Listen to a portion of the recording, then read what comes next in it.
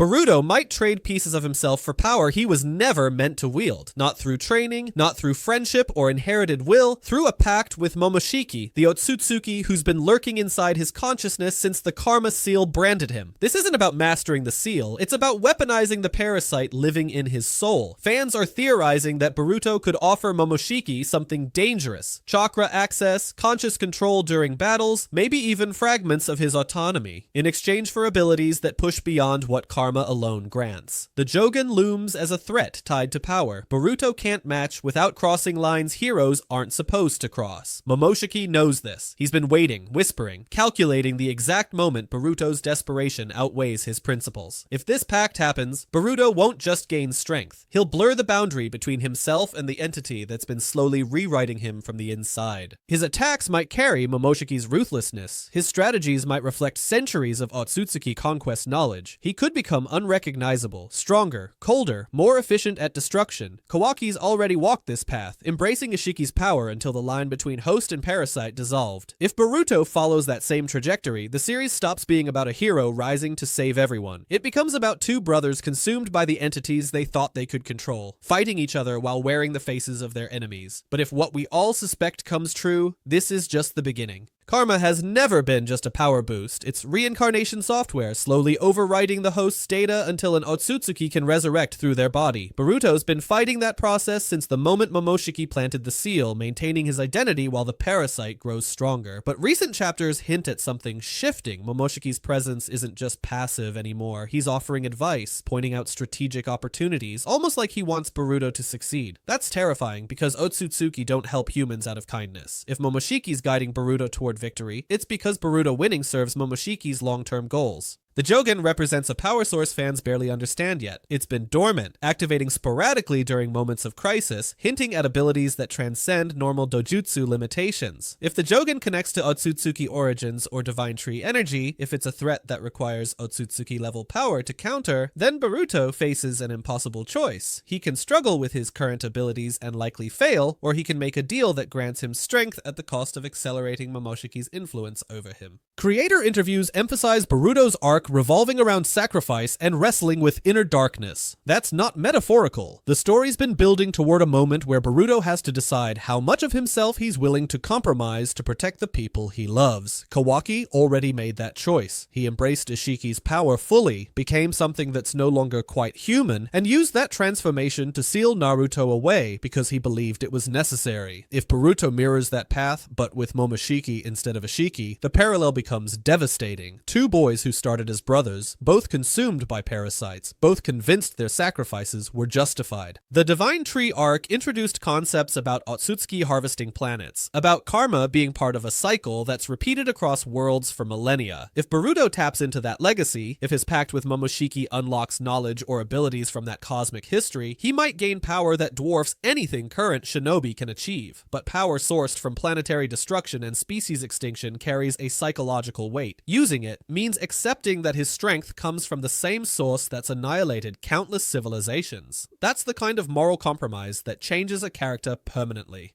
The pact itself might function as a temporary merger rather than full possession. Fans speculate Boruto could offer Momoshiki limited control during specific battles, letting the Otsutsuki's consciousness surface and fight while Boruto observes and learns. It's risky because every time Momoshiki takes the wheel, the karma's overwrite process accelerates, but strategically, it could work. Momoshiki has combat experience spanning centuries. He understands Otsutsuki abilities at a fundamental level. If Boruto's facing threats connected to that lineage, having Momoshiki's expertise even briefly could mean the difference between survival and annihilation. The cost is that Boruto becomes a spectator in his own body, watching himself fight with techniques and cruelty he'd never choose, knowing that each time it happens, there's less of him left to reclaim control. The karma evolution this pact might trigger could manifest as abilities Boruto hasn't accessed yet. Standard karma grants physical enhancement, space-time jutsu, and absorption techniques, but Momoshiki's specific powers, time dilation effects, energy redirection, predictive capabilities,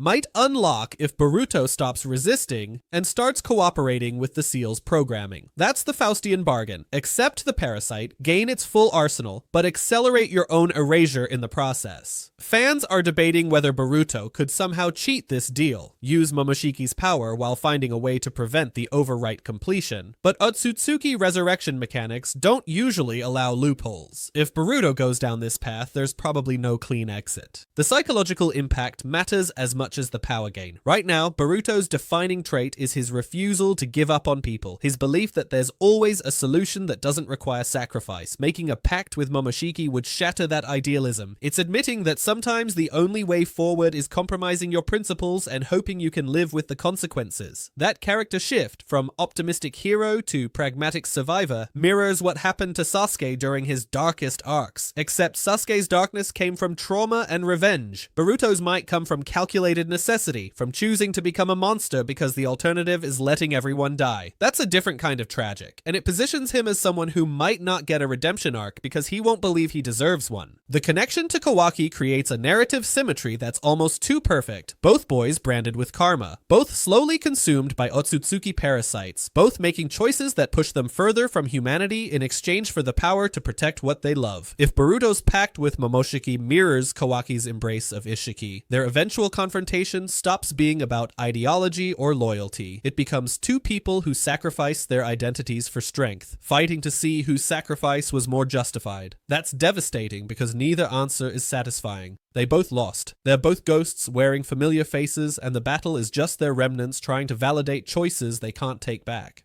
The broader implication for the series' themes is that this generation might not get a happy ending. Naruto's story concluded with hope, friendship, and the belief that understanding could overcome hatred. Boruto's trajectory suggests the opposite, that sometimes understanding isn't enough, that the threats are too overwhelming for idealism to survive, and that the next generation's heroism looks like controlled self-destruction. If Boruto makes this pact and it works, if he defeats the Jogan or whatever threat requires this level of power, but the cost is losing himself piece by piece until Momoshiki completes the resurrection, then the series ends with tragedy disguised as victory. Boruto saves everyone, but Boruto stops existing in any meaningful sense. That's the nightmare scenario fans are bracing for. If this theory about the pact proves true, if upcoming chapters show Boruto and Momoshiki forming some twisted alliance where power flows freely but autonomy drains away, then the next major arc might not be about external enemies at all. It might be about whether Boruto can reclaim his identity before the overwrite completes, whether there's enough of him left to choose his own ending instead of letting Momoshiki write it for him. And if Kawaki's watching his brother walk the same path of self-destruction he's already traveled, the final battle might not be them fighting each other. It might be them fighting together against the parasites consuming them both. Two boys trying to die as themselves before the Otsutsuki finish stealing their souls.